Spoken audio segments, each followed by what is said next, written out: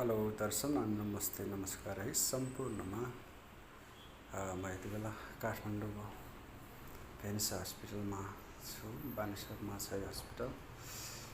र आज मेरो यो हर्नियाको ल्याप्रोस्कोपी दूरबीनद्वारा अपरेसन भएको आज 3 दिन भएको छ। 3 दिनमा चाहिँ म बिस्तारै रिकभरी हुँदैछु र सम्पूर्णलाई चाहिँ धेरै धेरै धन्यवाद। सबैजनाले छिटो सन्चो होस् भन्नुभएको छ। सबैजनाले आफ्नो प्रतिक्रिया धारणा राखिरहनु भएको छ। मैले भिडियोहरू हालेको थिएँ। धेरै धेरै धन्यवाद छ है सम्पूर्णलाई। अनि थोरै हिँड्नुपर्छ भनेर डाक्टरले भन्नुभएको थियो। हिजो बिहान थोरै हिँडेको थिएँ अनि हिजो बेलुका पनि आज पनि अहिले बिहान चाहिँ हिँड्दैछु। अलिक गाह्रो हुन्छ भने यो बेल्ट लगाएर हिँड्नु भन्नुभएको छ। बेल्ट लगाएर हिँड्दैछु म है।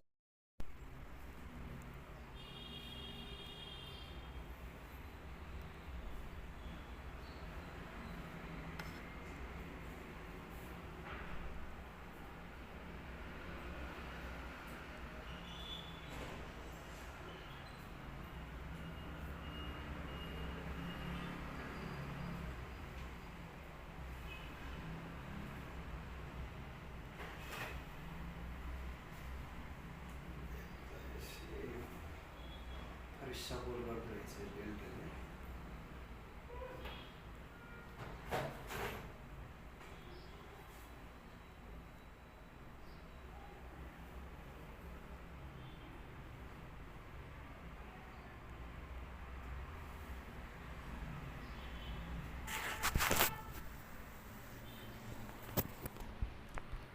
जस्तो जस्तो पर्छ त्यस्तै त्यस्तै टर्छ है।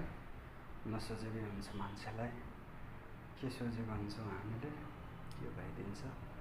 ठिकै छ, दुःख मान्नुपर्ने कुराहरू केही पनि छैन यसमा है।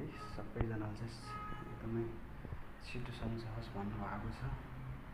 मलाई एकदमै छिटो सन्चो हुनेछ र म फेरि पनि स्ट्रङ भएर आफ्नो कार्यतर्फ फर्किनेछु भन्दै यहाँहरूलाई धन्यवाद है त।